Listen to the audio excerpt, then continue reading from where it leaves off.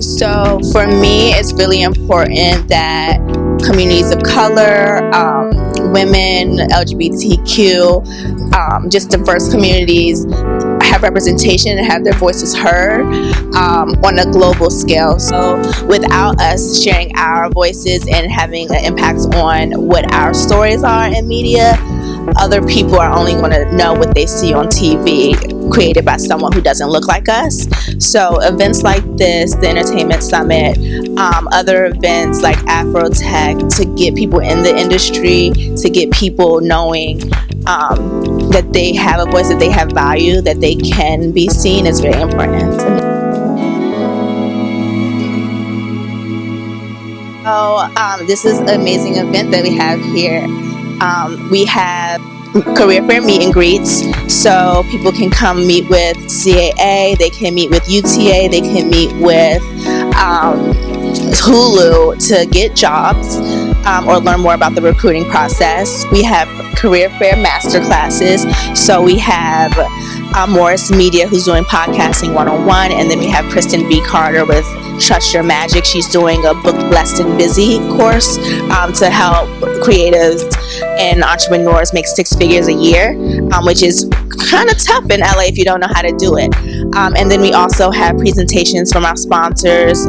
We have Hack on Diversity and Entertainment. We have Side Hustle to CEO. We have a presentation from CAA about all the variety of jobs that they have and opportunities available. We also have a Black Women at Disney panel, and then we have Marlon West, who is one of Disney's first animators of color, coming here to talk with us for a few minutes. They cannot miss it. And then with the ticket that attendees purchase, they are becoming members of Los Angeles Urban League Young Professionals, and we're doing member-only events throughout the year. So the one day isn't just one day, it lives on throughout the year. So you can find us on Instagram, LAULYPS.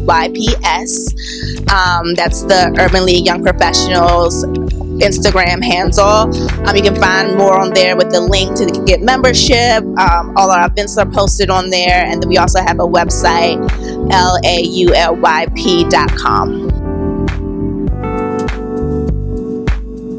I think that is extremely important. A lot of what I do is kind of kept under cloak. It's very mysterious. A lot of people don't know about the entertainment industry or even have access to resources. And I mean, a lot of the stuff that I've learned is not on Google.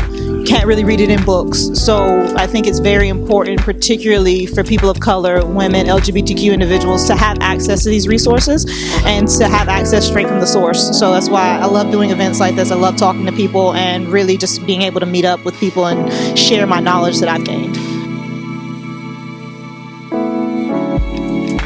I tell people this all the time: send the email. Go find the emails. Those things are available on Google. They're available in resources that you wouldn't even imagine.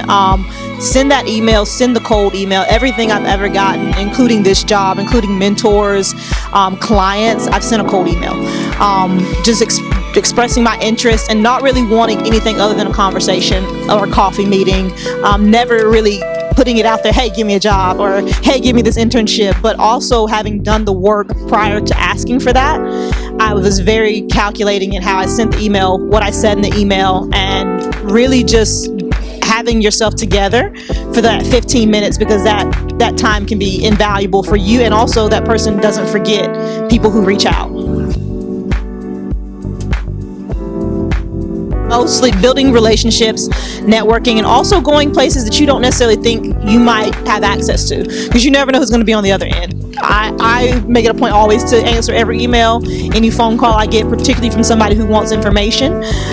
So just send it. I feel like a lot of people are like, oh, nobody's ever going to talk to me. Nobody's ever going to give me advice. Like if you're in high school, if you're in university, go ahead and start sending that stuff now and getting those mentors, because they're out there and they really do. There are people who really want to help. I would say follow up right after the meeting. I usually do, saying thank you for your time. I hope that we can stay in touch. And then sometimes I'll follow up if I have news, if I have like something happened, if I want to say congratulations, I saw something about that person in the media, or I saw something that they got an award. I'll always follow up and say, hey, just wanted to send a quick note saying thank you, or thank you again, but also congratulations on your success. My social media, my Instagram is at Queen_Esquire_. So ESQ. So QUEEN _ESQ_. And that's pretty much the only social media I use.